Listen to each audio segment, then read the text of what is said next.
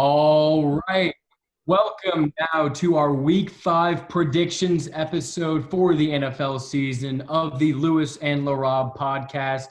My name is Lewis, and my good-looking host on the other side of me is Laraib. And we're here to talk everything football for Week 5, give our predictions for the games coming up. But first, really big thing we want to hit on is what's going on in the NFL with the COVID situation. As a lot of you probably know already, the Titans-Bills game was moved to Tuesday, and the Patriots, Patriots-Broncos. Patriots-Broncos game was moved to Monday. Both games were scheduled for Sunday. So a little change up there. As we know, the Titans game from last week was postponed with the Steelers to later in the season. Right now, the Titans have had no in-person practices in their facility for the past week. It seems like every other day a new person is getting tested. It's getting crazy down there in Tennessee, and similar things, but not to the same extent, are happening in other locker rooms like the Patriots and one case with the Raiders and a scare with the Saints. But this is a problem, Laraib. Yeah, most definitely. If something like this keeps on happening, we talked about it a little bit in the last episode where the NFL has introduced new guidelines and policies. Teams could start forfeiting games. They could start forfeiting picks, losing out on money, fines that we've already seen for head coaches. So it's definitely looking like more and more of a big deal, and it's going to be a very big concern moving on to the next couple of weeks. Like maybe the season does get canceled or postponed just for a little bit while they try to figure something out. Maybe something like a bubble type sort of thing, like the NBA is doing. But definitely concern for a lot of NFL fans, for us, just for football fans in general. This season is looking like it very well could be in jeopardy. Yeah, I've heard rumblings about potentially every NFL team having their designated hotel, like bubble in their own city, where it's just them isolated, sort of like the NBA, but it's just this team in their own city, and you practice at the hotel, and there's no outside interference whatsoever. I like that idea. I just think, you're going to be losing out on money. People are going to be away from their families, but if you want football to go on, and you want to get those game checks. And as fans, we want to see football being played. And the way things are going now, there are just way too many variables that can happen to a team. In Cam Newton's case, he wasn't exposed to anyone on the Titans. They didn't play the Titans. It was just he got exposed. And then, their second best player on the team, Stephon Gilmore, gets exposed. And it's just, it comes down to a trickle effect. While the virus is incubating in people, they might test negative today, but then 3 Patriots might test positive tomorrow, right before the game. So it's really troublesome at the moment. Things radically need to change, in my opinion, because as it is right now, there's way too many confounding variables that can affect an entire team. And yeah, like you said, there needs to be punishments for teams that just cannot follow things. If you cannot field a team due to COVID and you just don't feel comfortable traveling, we're not going to postpone that game for you. If you're the Titans and this happens, you're going to forfeit that game. You can't get your game checked. And the NFL has to do something with what about the other team? They're fine. Like in the Buffalo Bills in this instance, they did nothing wrong. What about their game checks? What about that? It's going to be troublesome. There's going to be money lost this season, no doubt. You're already losing money with reduced or no fans in the stadium. So there's a lot the NFL has to do right now. Yeah, most definitely. If you keep on getting more and more tests, like you're saying, you can't keep on forfeiting games. Or if there's positives on both sides, then, how much longer can you push the season back and keep on pushing it back, and how far will that go? We've seen with the NBA, they pushed it all the way back. There's still games going on right now for the NBA. So it's going to be – it's going to be wait and see to see how the NFL pans out during this, just different season that we're having. If we need, as a league, if we need to wait 2 seasons, everyone gets their stuff together. We might, maybe the hotel idea with our bubble – just a little hiatus, and then we return to football, everyone quarantine, everyone healthy, and restart this thing. As horrible as that might, as much of an inconvenience as that might be, it needs to happen if we want to continue the season, because I don't want to have to push back the Super Bowl. And what if it's Super Bowl weekend and let's say Russell Wilson's in there and he comes down with COVID, and then boom, that's the Seahawks season right there. Just you need to figure out some foolproof way to keep everyone safe. I know no solution is completely foolproof, but the NFL needs to do a much better job at enforcing things. And I need to see more statements from the league in general. But any more thoughts on this? No, I think we pretty much hit on everything, but just caution for every or NFL or football fan is we got a long season ahead of us, and a lot of things might change. Yeah, definitely. But things need to change. And if like unauthorized personnel, like with the Raiders, like that cannot happen. Just punishments need to be coming down hard and fast. And I think, the NFL is going to be a better job of cracking down on that. But we still have a week of football to look forward to. The world is not crashing down yet for the NFL. So let's go ahead. Let's look at this next week of upcoming games. We are filming this on a Thursday during the Bears and Buccaneers game. As that is going on, Tampa leads 10-0 in the at the end of the first quarter. But let's look at another NFC South showdown with the Panthers and the Falcons. So this game will be in Atlanta. Atlanta hasn't won a single game all season, but surprisingly, they are favored by 2 points in this game. Rob, I'll let you start with this one. Yeah, so if we go to Teddy Bridgewater, the Panthers start 0-2, and they lose Christian McCaffrey, but they come back out with Mike Davis, and they go 2-0. Surprising win against the Cardinals last week, and they're looking to do it again this week. Once again, Panthers, their defense is ranked top 12 in both pass and rush when it's been adjusted for value over the average. So if you look at all the teams and put an average together, the Panthers defense surprisingly top 12 in both run and pass, which is very not a lot of people expected that, but their defense, not, like we just said, not too many playmakers, not too many big names, but they've been coming up very big. And then on the offensive side, you see Teddy Bridgewater had a rushing touchdown last week, his first since 2016 after that knee injury. Very nice for him. And then we see on the outside, DJ Moore and Curtis Samuel going against this Falcons defense, which has been banged up. You saw Monday night against the Packers, another safety goes down before that. And then they already lost Keanu O'Neal, a whole bunch of other, in the back half of that secondary. So if you're in fantasy or you're just a football fan in general, you're betting on something, bet for Robbie Anderson and DJ Moore to go off against this weak secondary that has been giving up, 3 touchdowns to Robert Tonyan last week, receiving touchdown to Aaron Jones. It's gonna be a very big day for Teddy Bridgewater, another statement win for them, despite Christian McCaffrey being out. Yeah, definitely. And I want to hit on this Atlanta offense. As we saw last week, they went into Green Bay, and they just did not look like the offense that we've seen through the first 3 weeks. Granted, they haven't won a game, but that was more on their defense and their offense not necessarily being clutch towards the end. But as we can see, Julio Jones is doubtful in this game to play. So they've been leaning on receivers such as Russell Gage and Calvin Ridley, who's had a breakout year so far, but last game held to 0 targets on 0 catches, unfortunately. So you look forward against this Panthers defense, as you mentioned, like a bunch of young guys, Yetur Gross-Matos on the edge with Derek Brown, their first-round draft pick this year, who have looked really good so far against some of the worst offensive lines. And they're going to have another opportunity against this Falcons offensive line, which has not looked good whatsoever. Zadarius Smith absolutely ate up Matt Ryan in that game on Monday night. So look for those youngsters to just play with their hair on fire. Like you said, 12th on defense in both run and pass. So, I really like the unit that Matt Rule and this defense has put together through the draft. So it looks like, the post-Luke Kuechly era is totally underway now, and we're going to move forward. So I like the Panthers defense in this matchup. Obviously, no Julio Jones. You just have to make sure you stop those 2 receivers on the outside, Gage and Ridley. And the run game has been basically null for the Falcons all season. So I like the Panthers defense in this matchup. Yeah, I have to agree with you. Julio Jones, he's been battling injuries, this whole season. And then we saw Calvin Ridley last week. He was questionable for that game, but he still ended up playing. But as much as I like Matt Ryan this season, over 1,200 yards passing and 7 touchdowns, he really didn't look too good on Monday night against the Packers after, extra day to prepare.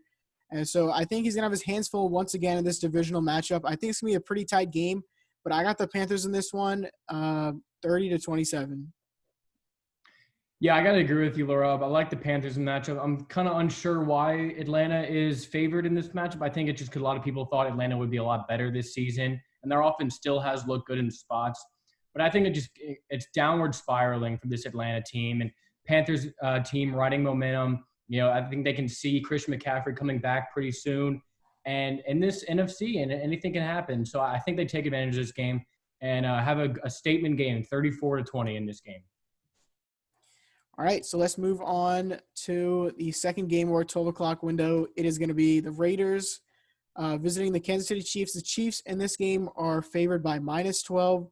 So a quick little history lesson. In the last two games from last season, the Chiefs beat the Raiders by a total of 68-19 last year. So it's going to be a murder, and I'm expecting the same thing once again.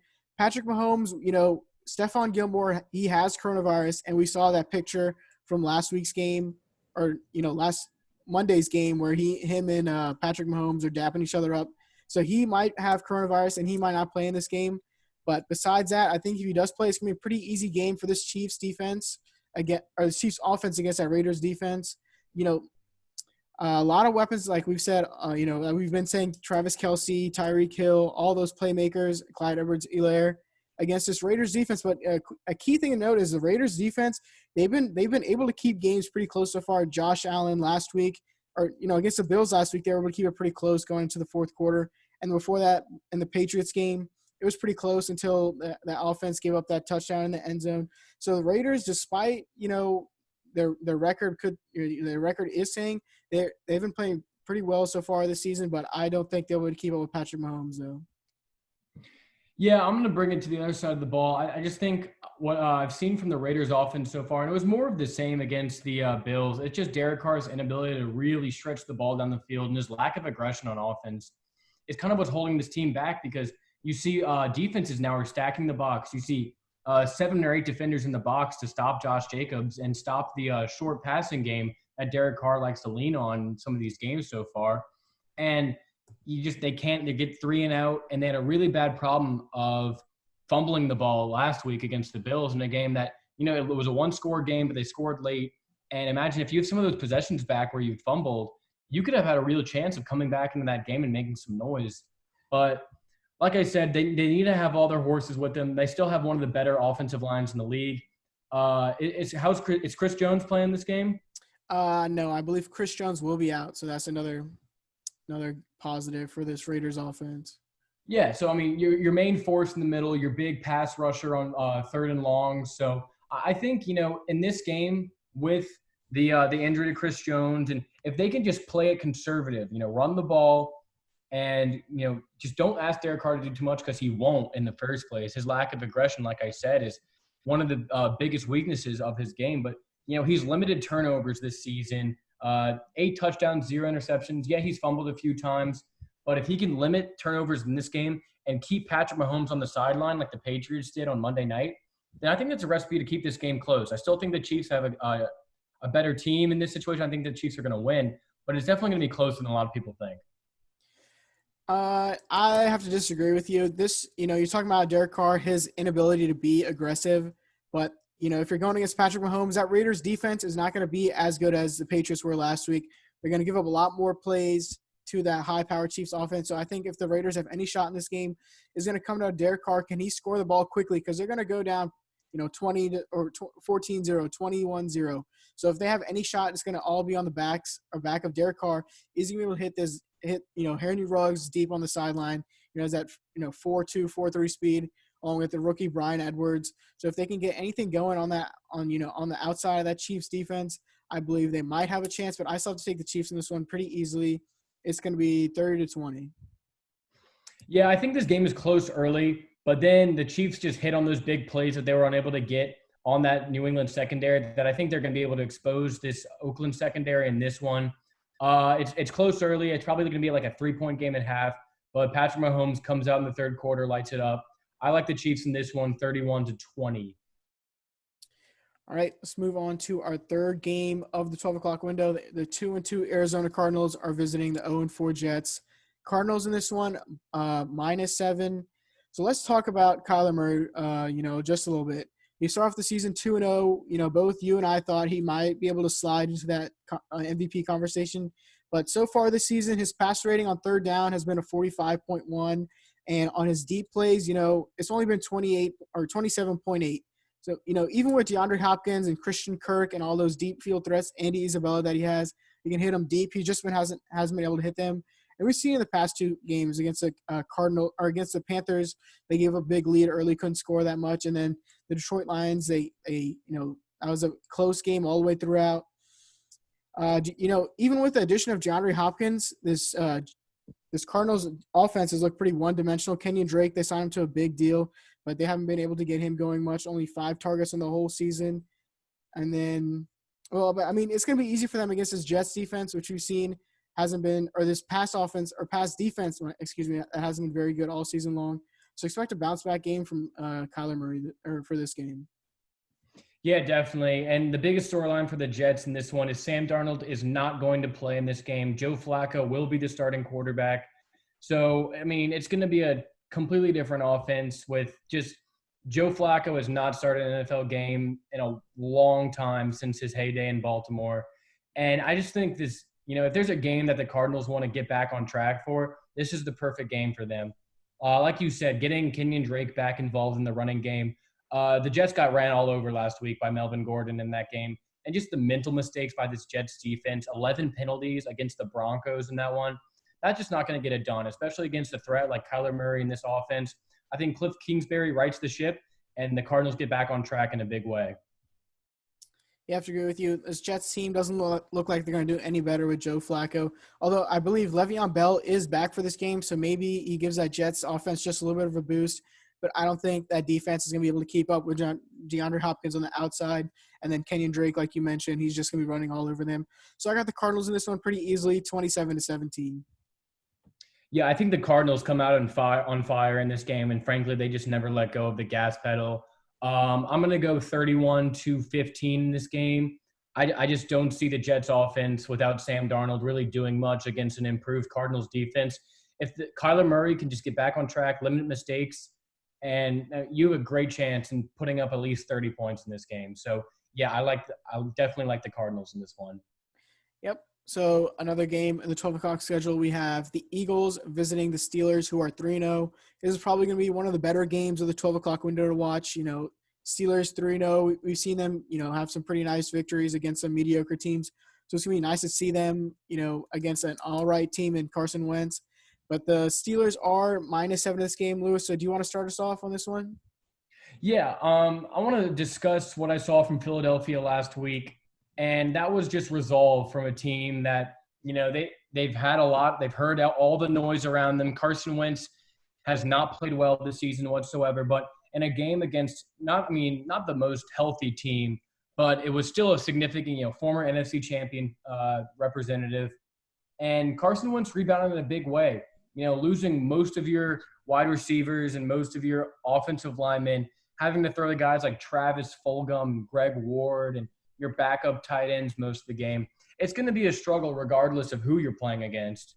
So I think Carson Wentz really showed that he can carry this team, but you are not facing – this defense is for real in Pittsburgh. So you're traveling to Pittsburgh, in-state rivalry. I just – if they're missing these weapons, and it looks like Deshaun Jackson and Alshon Jeffrey are questionable for this one, so their status is still up in the air for this one. They're definitely not going to be 100%. If that's the case, it's going to be a really big struggle in trying to stop this and trying to score on this Pittsburgh defense. So I don't like the matchups in this one. If they can get Zach Ertz going, in which this defense gave up a bunch to Noah Fant when they played the Broncos the other week, then that could be a success for them. But there's not a lot of dimensions to this Philadelphia offense that they can really go to against this multifaceted Steelers defense. Yeah, quick thing to note is the Eagles, they have given up they have allowed the third most sacks this year. So definitely going to be a very long day for Carson Wentz behind that beaten up offensive line, which you're seeing, Lane Johnson, he was in and out of that Sunday night game all night. But then let's flip it on over to the other side of the ball. We have Ben Roethlisberger and Juju Smith-Schuster and Deontay Johnson. They all rested. Deontay Johnson was dealing with a concussion last week, and he was questionable if they were going to play. But he is healthy, and he's ready to go for this game. James Conner also, he was questionable for last week, but he's going to be good to go for this one. So this Steelers offense rested from that bye week last week that they unfortunately had. So they're going to be looking to fire on all cylinders against this Eagles defense, which we saw last week. If it wasn't for Nick Mullins, and I believe this Eagles team, they would have lost by a whole bunch. But their defense their defensive line had a great game against Nick Mullins. Getting a lot of pressure on him, causing him to throw some errant throws. Caused that one pick in the red zone. But it's going to come down to Can the Pittsburgh Steelers get their playmakers in space? Can you hit Juju Smith-Schuster or Deontay Johnson on a wide receiver screen and then let them just feast all over this Eagles secondary?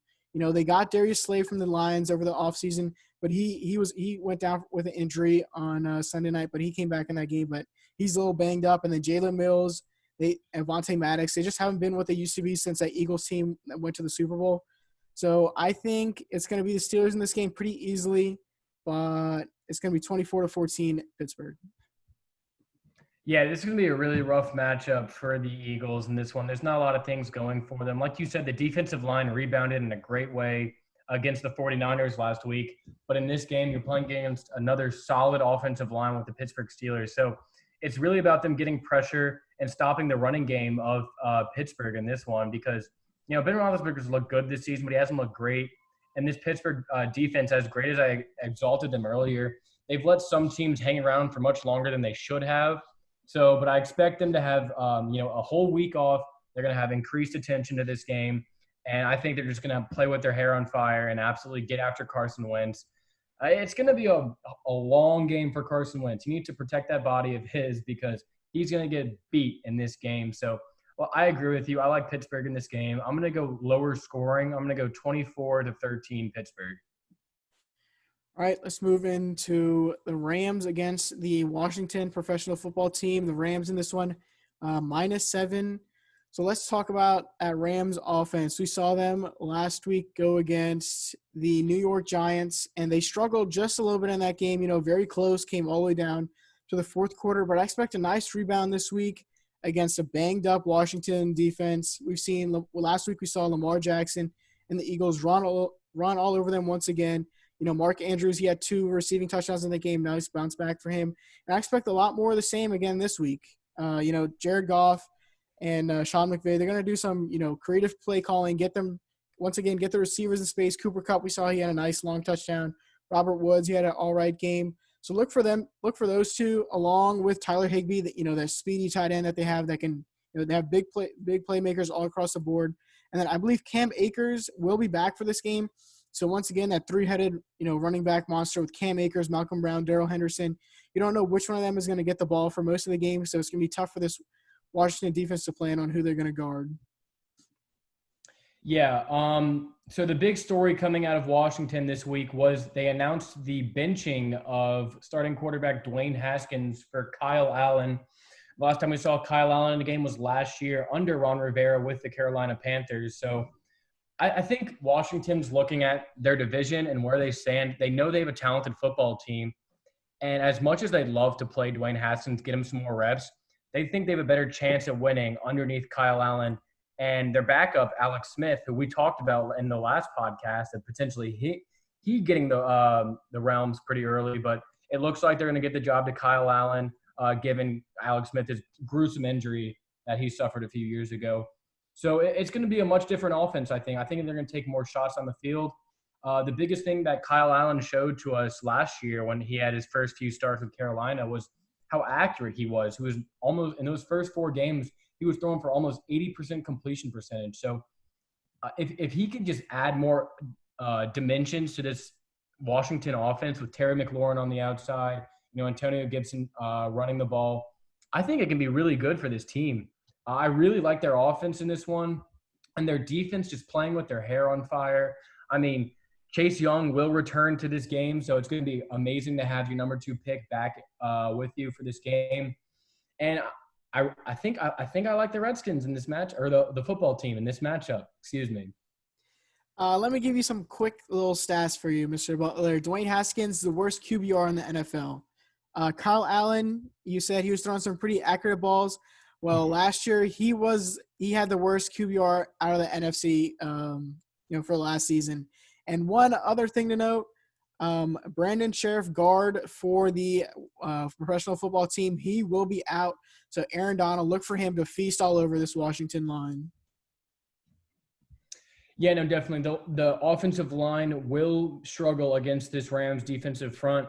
But we saw last week against a horrible offensive line, the New York Giants, they didn't get too much pressure. So that was a little bit concerning for me in that game that they easily could have lost given a Daniel Jones interception. But I'm going to pick the upset in this one. I think I like Kyle Allen. We've seen this all year. When a new quarterback comes in and you don't have any film on him and you just kind of have to go with your defense, that quarterback is going to succeed, at least for the first bit of that game. We saw C.J. Beathard last week. It's just more and more examples this season. Quarterbacks coming in and putting up good numbers, at least for the first half, first three quarters.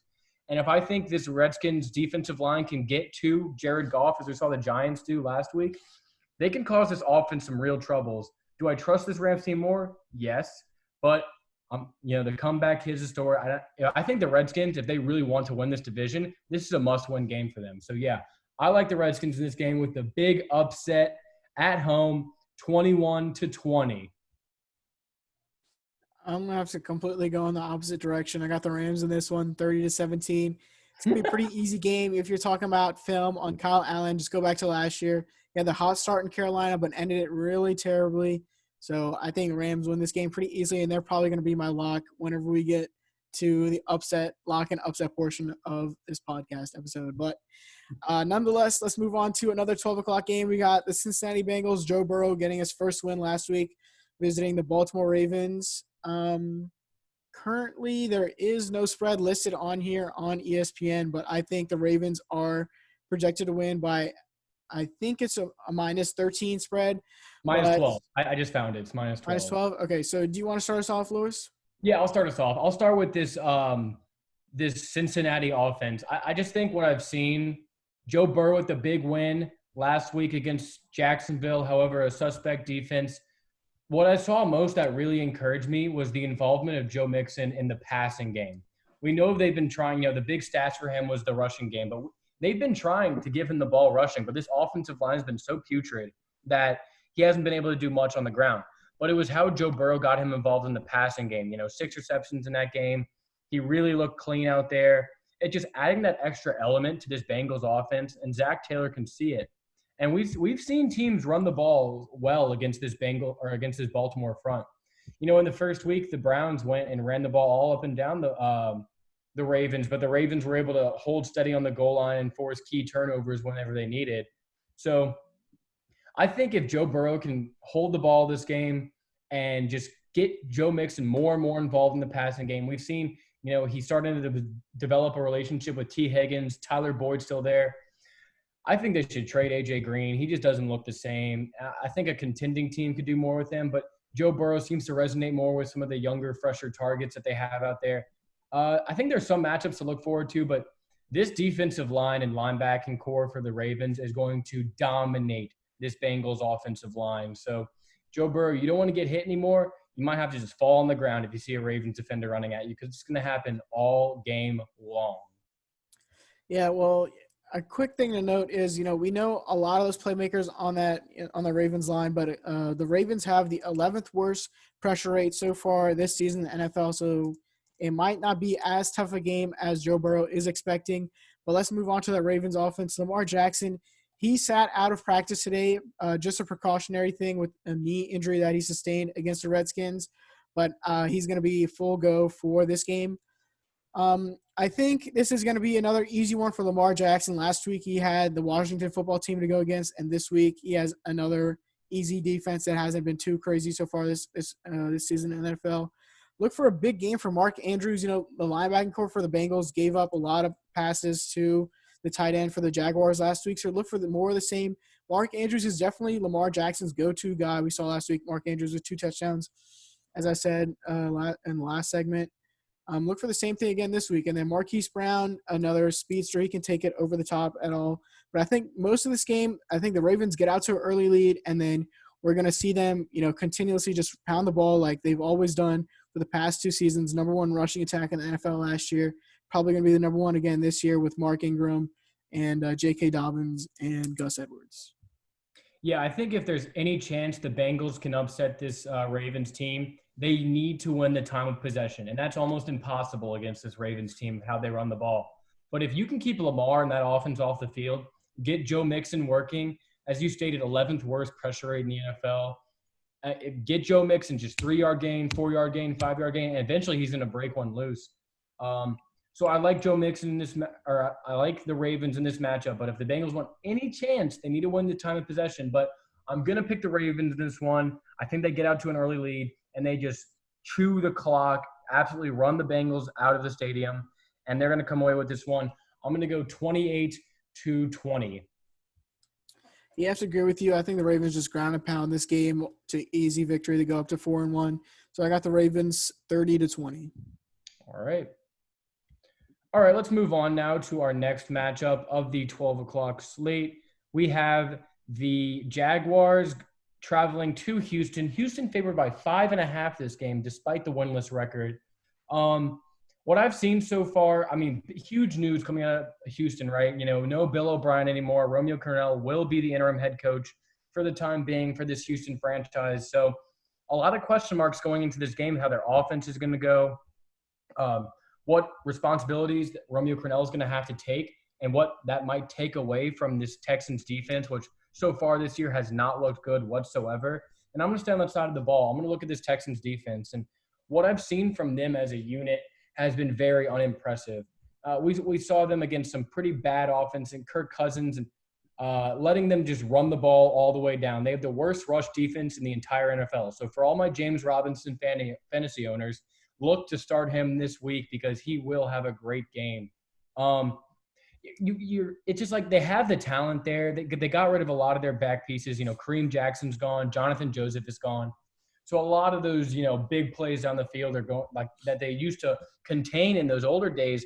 It just doesn't happen anymore. We saw Justin Jefferson go for a crazy amount of yards last week, and just receivers going all up and down this Houston defense, which is definitely troublesome looking forward.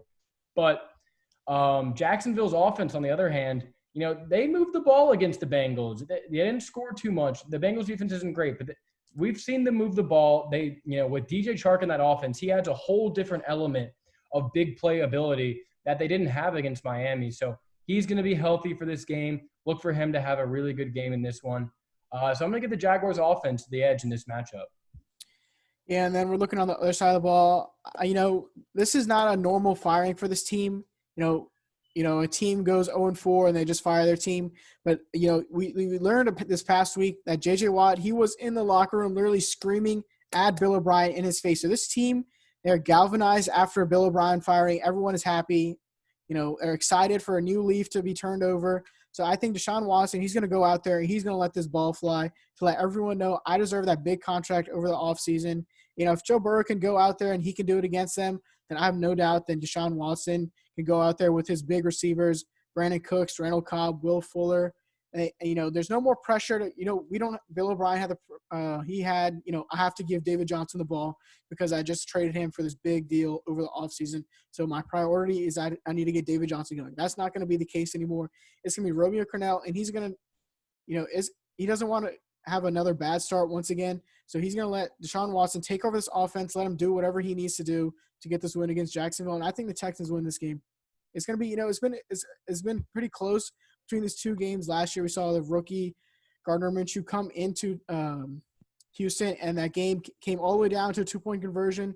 Yeah. The Jaguars thought, we're going to go for it on second down, and instead of letting Gardner Minshew let him throw with his arm, they're going to run it in with Leonard Fournette, but that wasn't the case. They got stuffed at the goal line. So these two teams have been games have been pretty, I wouldn't say fun to watch, but they've been pretty close games so far. They've been close. Yeah, they've been close. So I'm still taking the Texans this one. I just believe the Texans have a lot more talent than the Jaguars do, and they're a lot more motivated to win this one.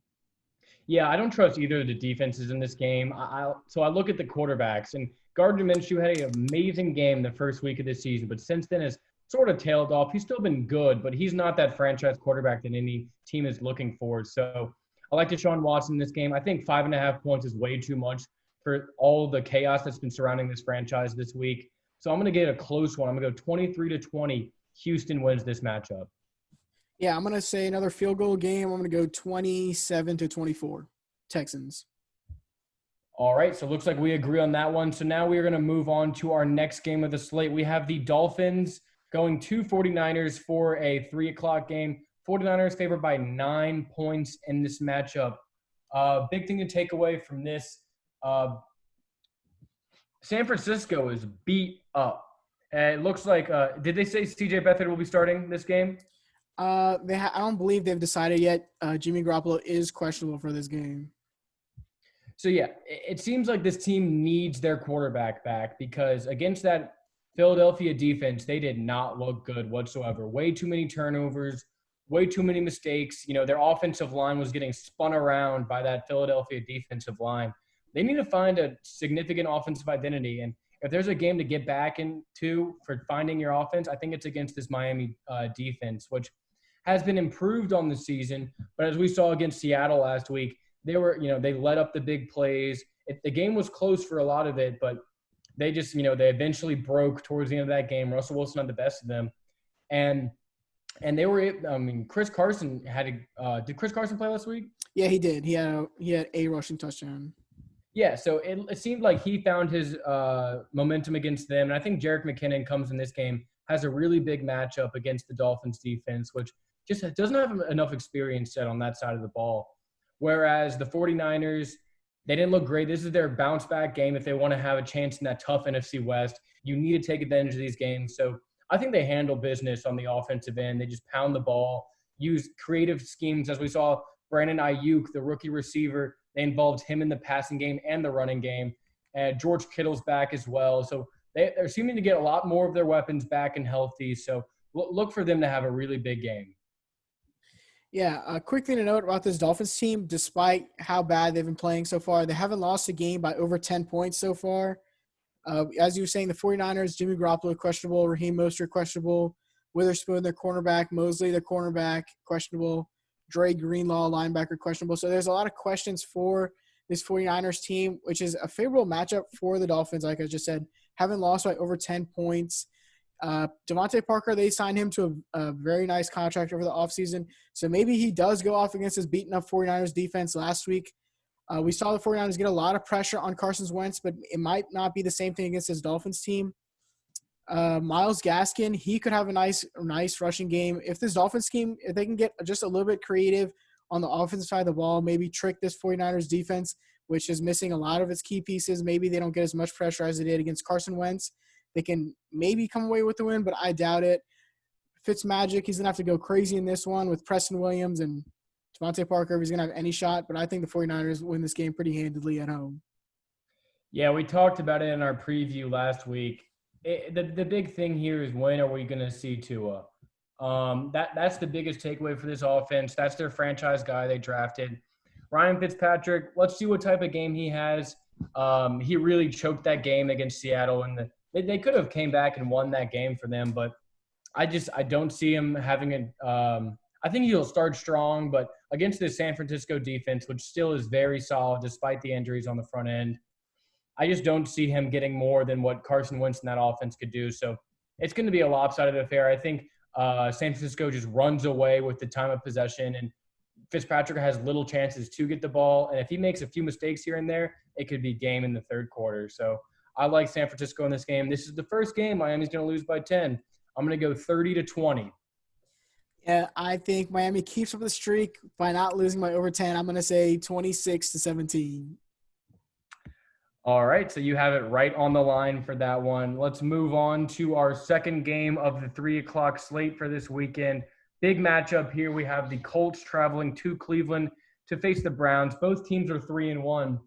And probably the most exciting matchup just for NFL fans this week, we're going to watch best on best. We have the best rushing attack in the NFL through 4 weeks, going up against the best defense in the NFL through 4 weeks in terms of yards allowed and especially rushing yards allowed. So it's going to be a battle of the giants in this one.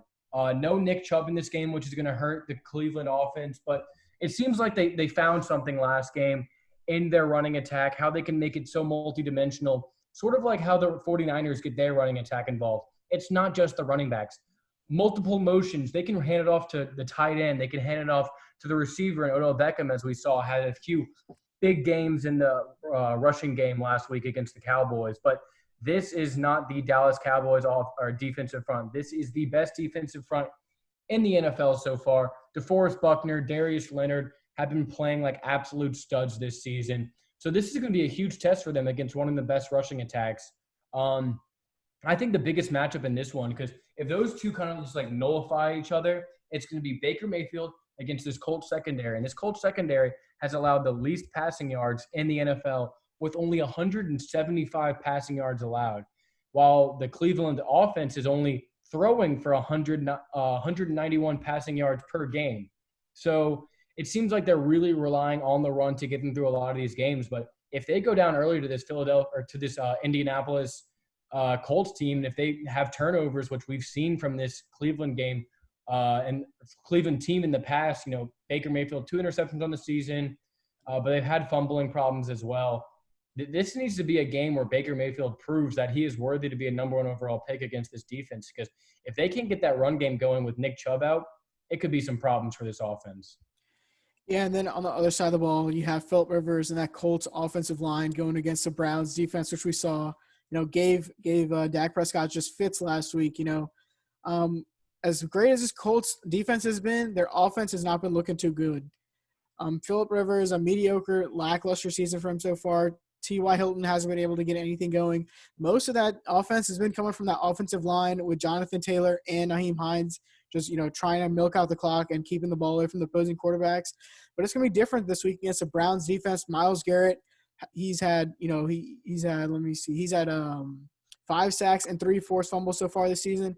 And with Anthony Costanzo dealing with the rib injury, it's going to be, a very tough matchup for this Colts offensive line to go against this Cleveland's Brown defense.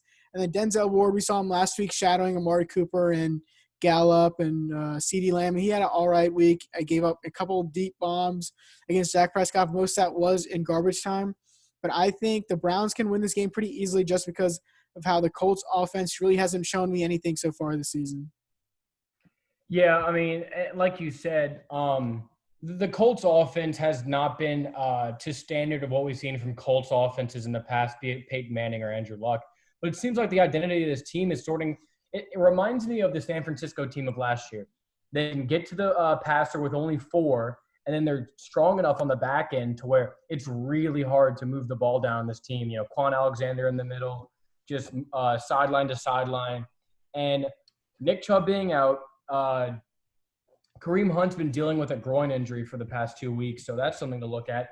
And everyone's favorite running back now, D'Ernest Johnson, is going to be getting a lot of carries this week. So there's going to be a little unfamiliarity there with the offense. This is going to be a great game to watch. Absolutely. If you love, rough games right in the trenches, Jonathan Taylor, Kareem Hunt, and these offensive lines going at it, it's going to be a fun game to watch. So, but I like Indianapolis in this game. I have more trust in Phillip Rivers right now than I do with Baker Mayfield.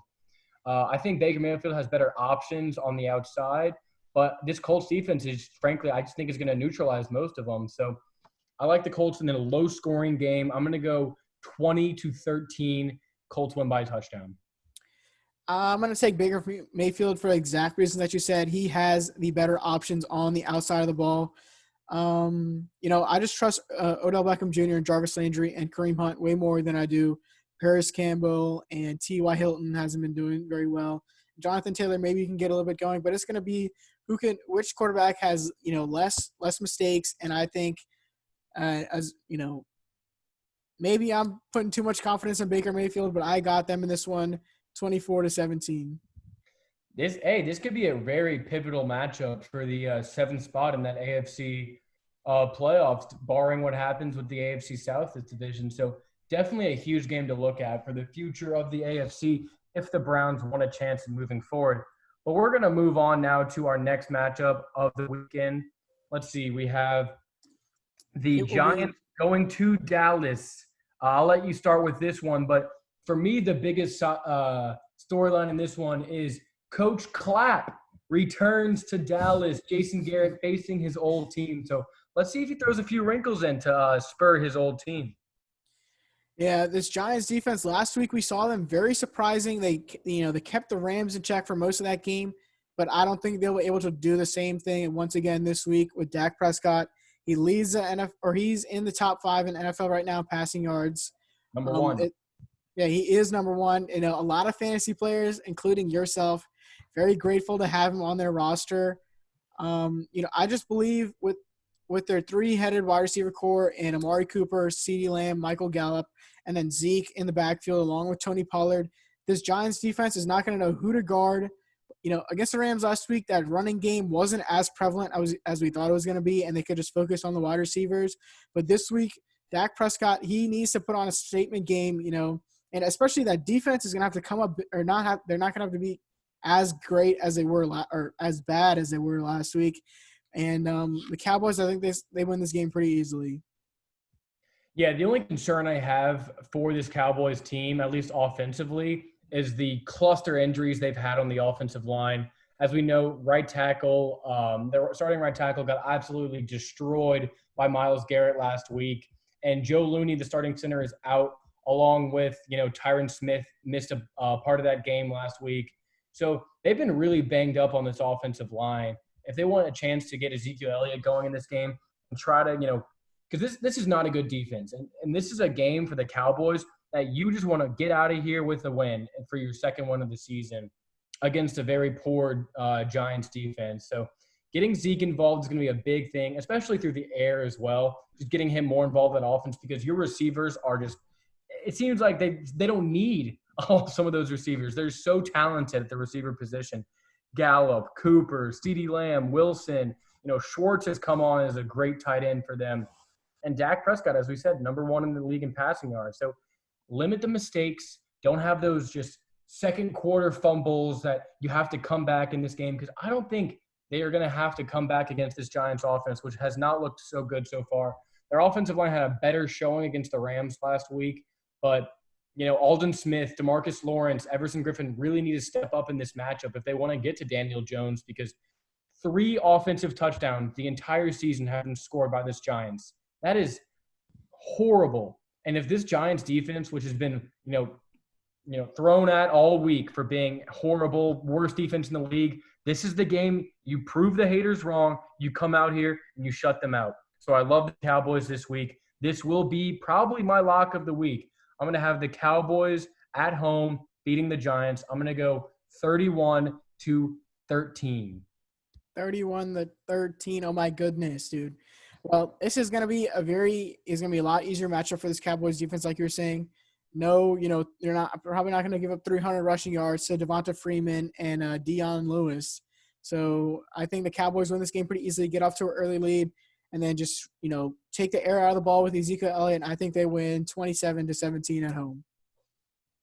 And one other thing, I get to have the first pick for my lock this week, correct?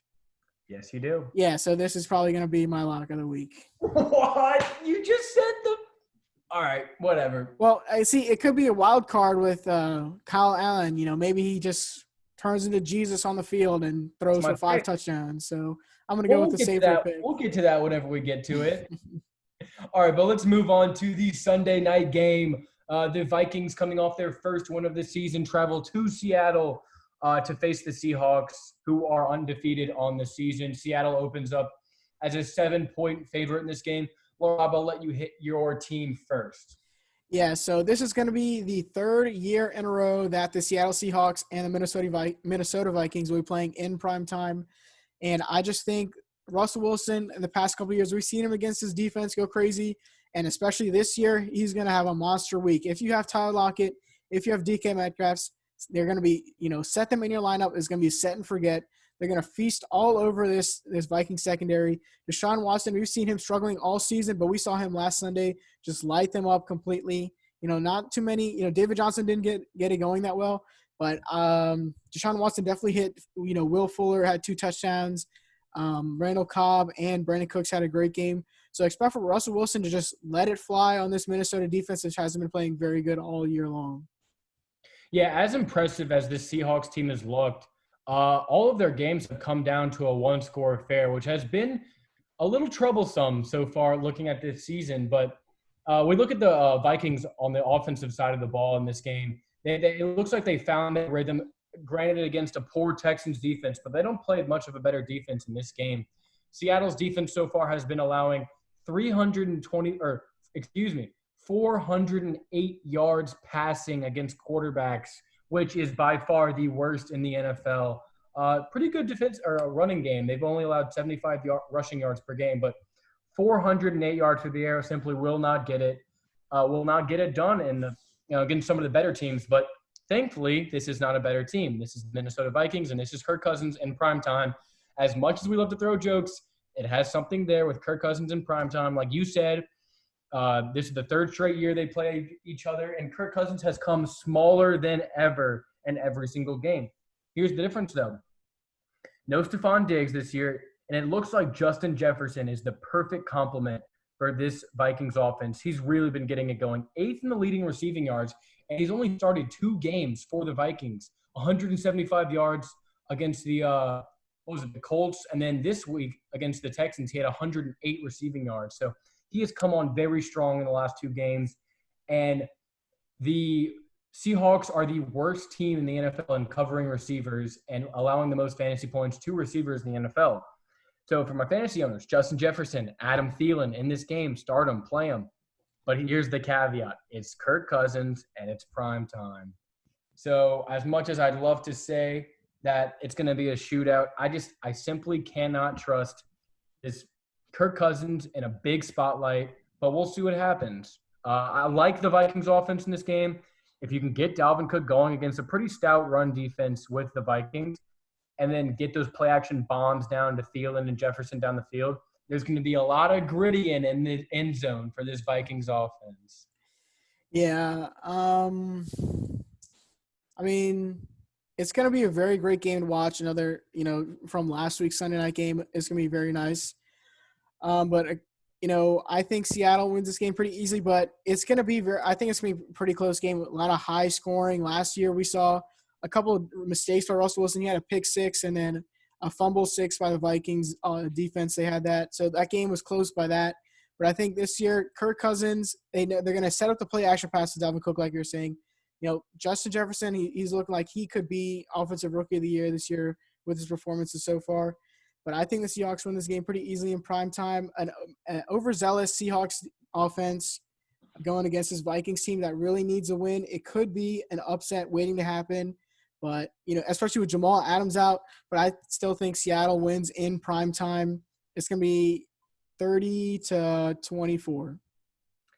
Yeah, I mean, like you said, it's going to be – this is a troublesome game for the Seahawks. I need to see more out of their defense, and I haven't seen anything to make me think this game won't be close. I think it's still going to be a one-score game. I like the Seahawks, though, 38-30.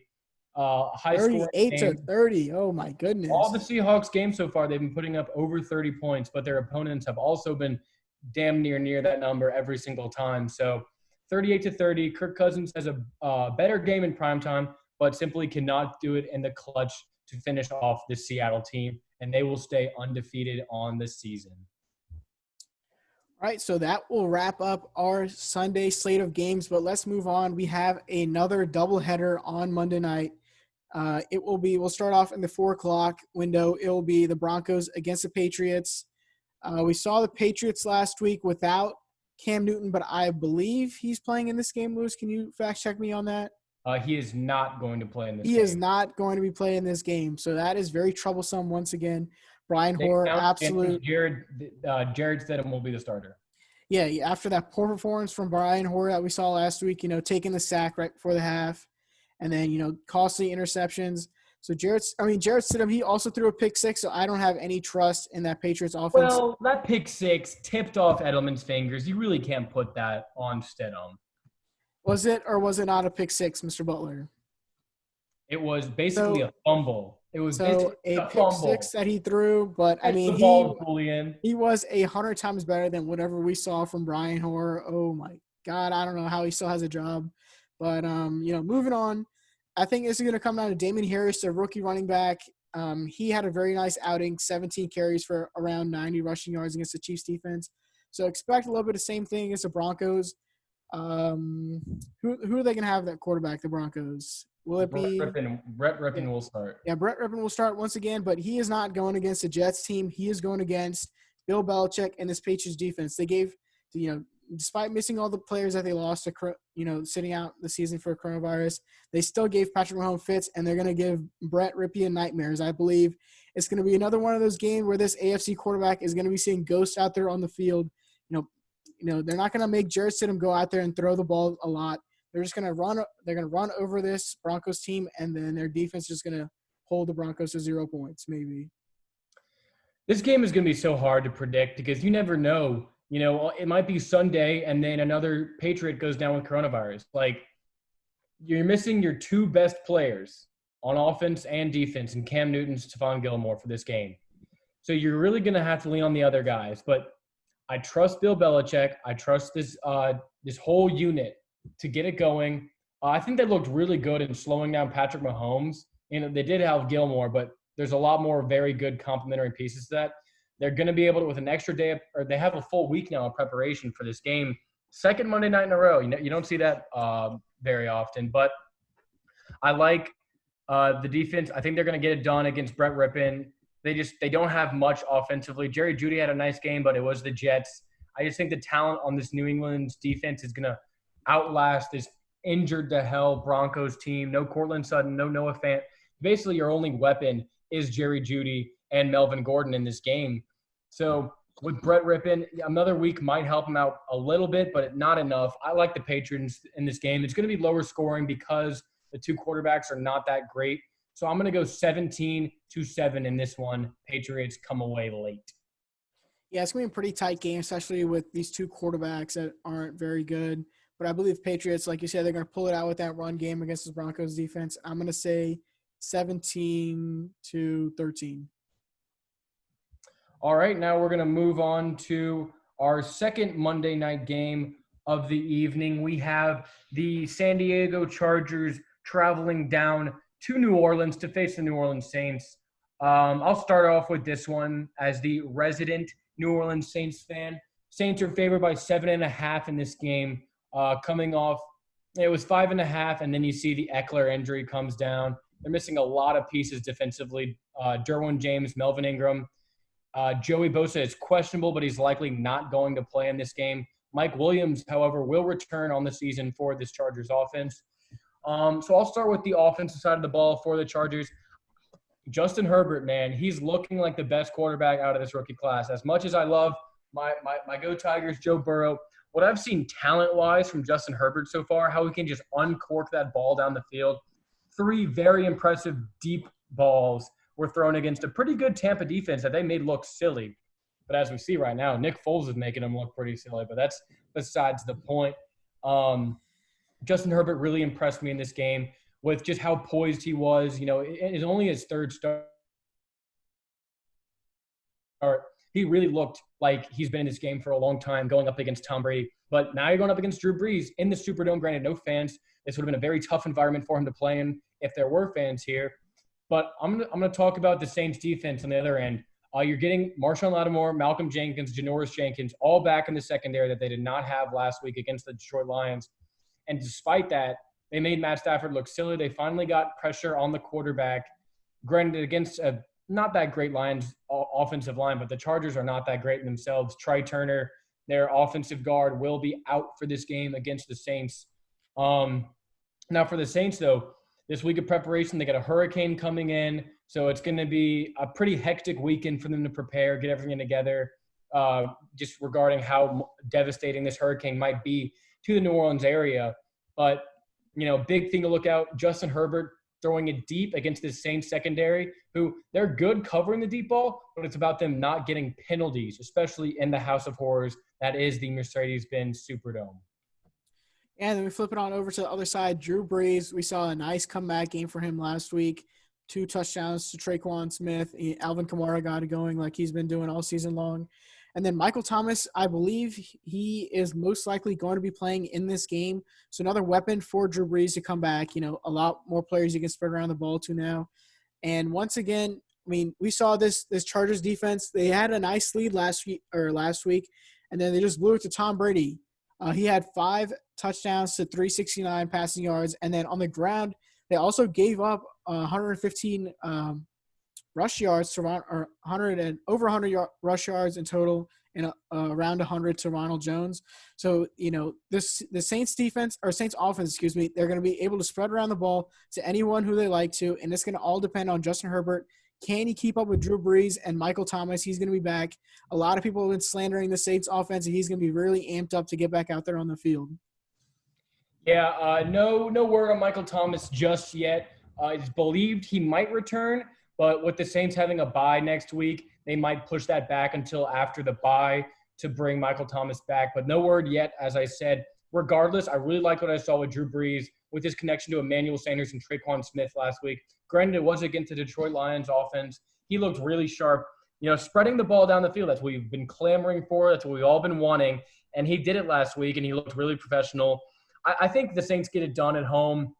No Austin Eckler in this game is really going to hurt the Chargers offense. You're going to look for Joshua Kelly and Justin Jackson to try to make up a lot of that ground. But Austin Eckler is probably his biggest, threat is in the passing game. And simply these two running backs do not have that skill that he has. So, he's not going to have that. Justin Herbert's not going to have that safety valve to help him out on some of these third and longs, and expect, with Marcus Davenport returning for the Saints, they're going to get pressure on Justin Herbert, and he's really going to have to show if he's a rookie or if he's, primed to really make a big splash in this league. I don't believe so. So I like the Saints in this one with a pretty big statement win. I'm going to go 27-14. Yeah, I do believe the Saints win this game despite, Justin Herbert. I believe he's going to have another big game. The Saints with Drew Brees, they're going to go up big, and it's going to all depend on Justin Herbert. Can he bring this Chargers team back? But I don't believe so. Saints back in the Superdome. They're going to be amped up. A nice win for them last week, trying to prove all the haters wrong. Drew Brees looking to get back on track, get this team back in first place division in the NFC South, and I believe the Saints will win 27-20 despite late heroics from my rookie of the year, Justin Herbert. Hey, he's starting to climb up those rankings. Him, Jefferson, starting to get up there. A lot of impressive rookies this year. Yep. So we're done with the Monday night games, which means we're done with the week, right, Laraib? Oh, no. Very surprising turn of events. Hopefully this game will be played. I pray to God no one on the Titans comes up with another COVID, issue. But we have the battle of the undefeated teams. The 4-0 Buffalo Bills are traveling to Tennessee to play the 3-0 Titans. We haven't really been talking about the Titans too much. They missed out on their game last week, but we know who they are. They're going to have Ryan Tannehill, and they're going to have Derrick Henry, and they're going to ground and pound this ball against this Bills defense. But we know this Bills defense, they've come to play. Games, they let up a lot of points in the past couple of weeks, but I expect them to clamp up against this Titans team that is going to be missing a lot of players due to coronavirus. Yeah, I just let me look up the Titans injury report so I can get the exact number for you. But a lot of their defense has been hit very hard by coronavirus. So Jeffrey Simmons, their star pass rusher, a lot of their interior guys, a lot of their secondary. So it's going to be a big day for Josh Allen and this Bills offense to keep up their hot streak. It's so hard to predict this game, not knowing who is going to be playing for the Titans. Tannehill's there. Derrick Henry's there. So at least you know that. But with all the question marks going around of who might come down with it, is this game even to continue if we have 3 more positive cases on Sunday or Saturday?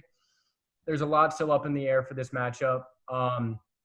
Going into this, 2 undefeated teams, very big for AFC standings, as we talked about with the Browns-Colts game earlier. This is in that same boat, 2 teams who are really trying to find traction in their respective divisions. But I like the Bills in this one. I think they keep up their hot streak. I like Josh Allen against this depleted defense. He's going to get it done. Just through the air, on the ground, whichever way he can do it. I like Josh Allen. I like the Bills. It's hard to predict the score, but I'm going to go with 30-20 in this game. Yeah, I also have to take the Buffalo Bills. I've just seen so much more out of them than I have the Tennessee Titans. This is going to be their first game in 2 weeks. Like you said, a lot of question marks. Who's going to be playing? Who's not going to be playing? Any last-minute, scratches. So Josh Allen, I think he goes out there, puts his Bills up, gives them a nice lead in that AFC East, and they go up or they win this game pretty easy. Or not, like you're saying, you really don't know what to predict. So I'll say 27-20 Buffalo Bills. All right, real quick, let me just give you the players. I just pulled it up. So we have Corey Davis, the receiver, Adam Humphries, receiver, Christian Fulton, defensive back, Daquan Jones, defensive back, Jeffrey Simmons, as I said, Kamalai Correa, Bo Prinkley, and Isaiah Wilson, all starters on that defensive front, and then a few practice squad guys. So you're missing a lot of depth on your defense, and then at the receiver position, you're missing two of your best receivers, while A.J. Brown has been injured for most of the season. So this offense is going to be very one-dimensional. Derrick Henry really should be, stretching it out before this one because he's going to get a very large workload. But, yeah, that'll conclude the slate for all the Week 5 games. We talked about it. A lot of strange things have been going on. But if there's football on, we're going to be happy, and we're going to be giving you content as much as we can. So before we go, we're going to go over our locks and upsets. Laraib, you start with the locks this week. So my lock for this week will be the Dallas Cowboys going against the New York Giants. Terrible loss for the Cowboys last week, and they're just going to come out against this Giants team and just run all over them with Ezekiel Elliott.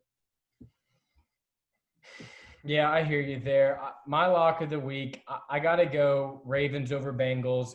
I trust this Ravens team more than a lot of the other games I've been looking at. Coach, quarterback, came off an impressive win. The Bengals are a nice story so far, but they just do not have the talent to match up with the Ravens on any side of the ball. So I like the Ravens as my lock. And for my upset, I teased it earlier. I'm a little comfortable right now. You see, I have a 2-week lead on the Rock. So I feel like I need to swing for the fences a bit more. So for this week, I'm going with the Washington football team led by Mr. Kyle Allen to pull it out against the Los Angeles Rams at home for Ron Rivera. Beat Cancer's ass. Oh, boy. Basically, if you're picking against the football team, you support Cancer. Do you know what the spread is for the Broncos-Patriots game? Broncos-Patriots, there has not been a line out yet due to COVID. Okay. Man, there's a lot of tough decisions to pick this week. But I think the only one that I have any shot of winning is with the Jacksonville Jaguars. Despite what I've been saying about this Texans team, they're hyped up. No more Bill O'Brien. They have a lot more leeway what they can do on the offensive side. But I just have to pick the Jaguars because this is the closest one. There's no one else I can trust. Eagles are going to get demolished. Jets going to get demolished. Raiders, like I said, 16-19 the past, and 16-19 to score the past 2 years or the last season. So I'm definitely the closest one I can have is the Jaguars. Jets? You don't want the Jets? No. At home, Joe Flacco. No, I'm not taking Joe Flacco. His career ended after he won that Super Bowl in New Orleans. So yeah, I think that will conclude this week's episode. Lewis, any closing remarks? Everyone stay safe out there. We'll do more for the podcast. Again, social media will be up. We're thinking about doing things. Please, if you have any constructive criticism, we're all here for it. We just want to make the best quality for all of you listeners out there. So thank you if you've made it this far, and we will be seeing you every Tuesday and Thursday. Laraib?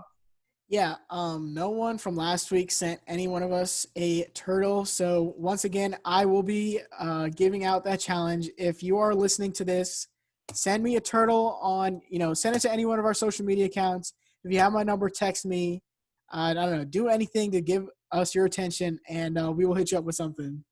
And if you message me, Kyle Allen is the GOAT. I will give you $10 out of my pocket. You heard it here first. Oh, Rob, don't tell anyone. Don't tell anyone. I might have to indulge in that one myself. You can't extort me. All right. I think that's going to be it for the podcast. Everyone stay safe. Have a great weekend. All right. See y'all.